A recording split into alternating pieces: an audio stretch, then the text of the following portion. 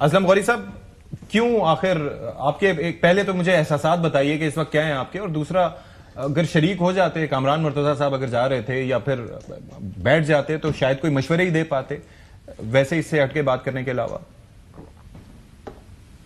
बहुत शुक्रिया आपका जी। सबसे पहले तो मिनिस्टर साहब का शुक्रगुजार हूं कि उन्होंने आपके इस चैनल के जरिए कहा कौम को कामरान मुर्तजा साहब उस कमेटी का हिस्सा थे। कामरान मुर्तजा साहब उस कमेटी का हिस्सा थे, उसके लिए बाकायदा नोटिफिकेशन जारी हुआ और उसके बाद जब वो इजलास में गए इन्होंने उस पर काम शुरू किया तो उन्होंने कहा कि मैं अपनी लीडरशिप से और अपनी पार्टी के मशवरे के बगैर, उनसे गाइडलाइन लिए बगैर इस पे काम नहीं कर सकता। अच्छा, इसको कल तक का मुलतवी कर दें। और उस तरह उन्होंने बाइकाट करके जब बाहर आ गए तो फिर इन्होंने नया नोटिफिकेशन जारी किया। मेरे पास दोनों नोटिफिकेशन मौजूद हैं। तो नया नोटिफिकेशन जारी किया जिसमें से कामरान साहब को बाहर निकाल दिया। आज ये कह रहे हैं कामरान साहब बाहर चले गए। अच्छा। तो उस नया नोटिफिकेशन के तहत कामरान साहब इस कमेटी के मेंबर नहीं थे। उसके बाद आलिया कामरान साहबा वो भी बाइकाट करके बाहर चली गई।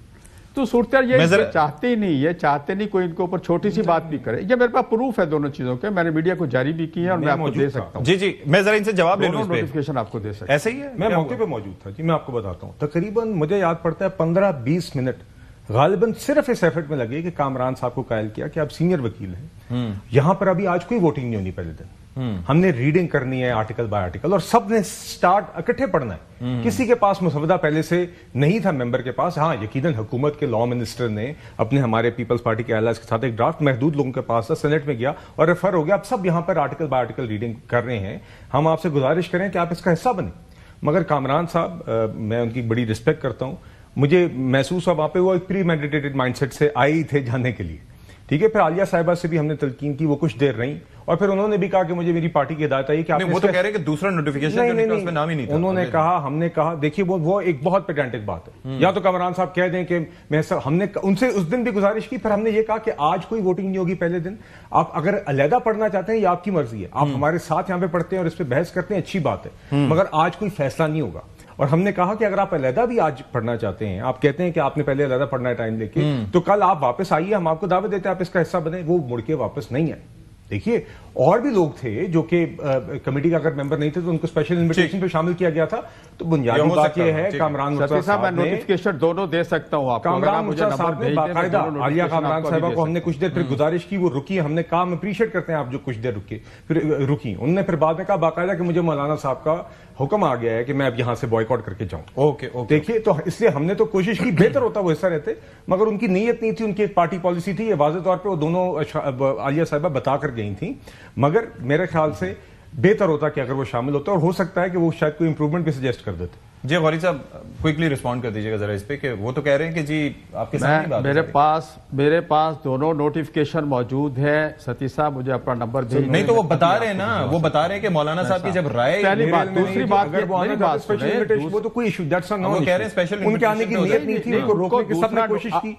ये अब ये कामरान साहब से शायद खुद बात करेंगे तो उनको शायद ज्यादा वजाहत देगी। कामरान साहब तो जी प्लीज मेरी बात तो सतीश साहब, मेरी बात तो सुने। जी, मैं अचानक एक कमेटी में जाता हूं, मेरे सामने एक मसवदा रख दिया जाता है और मुझे कहते हैं इस पर राय दे दें। जब तक मैं अपनी पार्टी से नहीं पूछूंगा, कोई राय नहीं मांग रहा था अपनी पार्लिमानी पार्टी से। मैं चले इससे आगे बढ़ते हैं, रीडिंग का मामला था, इससे आगे बढ़ते हैं। ये एक दिन पहले मसला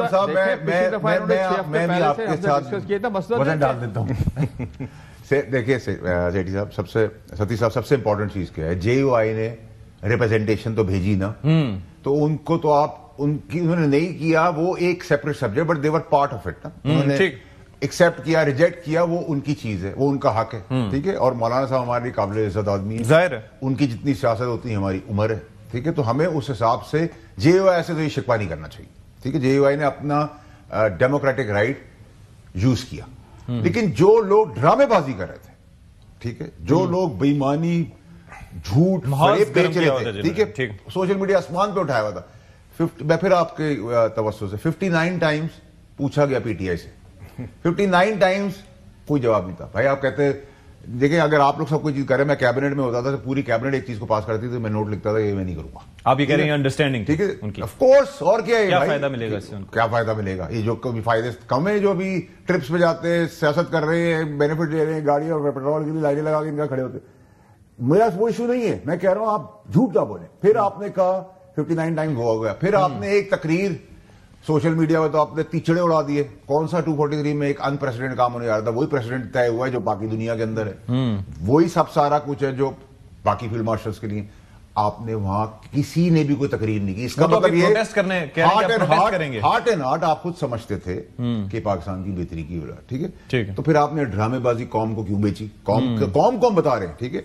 उसके बाद आपने तशद्दुद की सियासत के बयानी है, हम प्रोटेस्ट करेंगे, हम आएंगे, तो कोई आने जाने वाली ड्रामेबाजी सब वो भी कंजम्पशन के लिए, कंजम्पशन के लिए। अच्छा। मेरी राय के हिसाब से ये अगर कंटेनर ना लगाएं तो एक अलग चीज है। मैं तो कहूंगा भाई कंटेनर ना लगाएं, बिल्कुल ना लगाएं सर। कोई कंटेनर लगाए तब जाता है जब कोई कुछ खतरा हो, ठीक है। खतरा भाई मेरे हिसाब से फिर आप नेगेटिव बातें हर वक्त इंस्टिगेट कर रहे होते वायलेंस को, वो चीज कौम के आगे। और उसके सबसे इंपॉर्टेंट रेलेवेंट चीज सर ये कि आप अब ये नहीं कह सकते कि 27वीं तरमीम एलाइज ने, इंडिपेंडेंट और गवर्नमेंट ने मिलकर की है, यूनानिमस पूरे हाउस ने पास की है, ठीक है। तो पीटीआई इसका हिस्सा है, पीटीआई ने इसके अंदर हेल्प भी की है, वो हम उसकी हेल्प को सराहते हैं कि उसने पाकिस्तान के मुफाद के लिए अबड़ो साहब ने जो काम किया, ठीक है। मुस्ताफी भी हो गए, ठीक है। मुस्ताफी तो ऐसा अंडरस्टूड ना, वो तो पार्टी के होना ही था, लेकिन उसने जो काम किया वो पाकिस्तान के लिए बेहतर। तो उसका क्रेडिट पूरी पीटीआई को क्यों दे रहे हैं? ठीक है, पीटीआई को तो मैं नहीं दे रहा, मैं तो कह रहा हूँ पीटीआई का हिस्सा थे ना जिस वक्त वोट दे रहे थे। अभी आप ARY का हिस्सा, जियो का तो नहीं देंगे आप, बिल्कुल ऐसे, ठीक है। सो लेट्स बी क्लियर ना, कौम को आप ये बताएं ये मुनाफिक बेईमान फरेबी है, ये झूठ बोलता है, अंदर खाने सारे काम करता है, बाकी तो सब बुरे थे, बाकी तो सब चोर थे, बाकी तो सब मुनाफिक थे, तो आप तो उनके बाप निकले। ये कौम को बताना है, कौम को नजर आ गया और कौम को समझाना हमारा काम है, हम बता रहे हैं।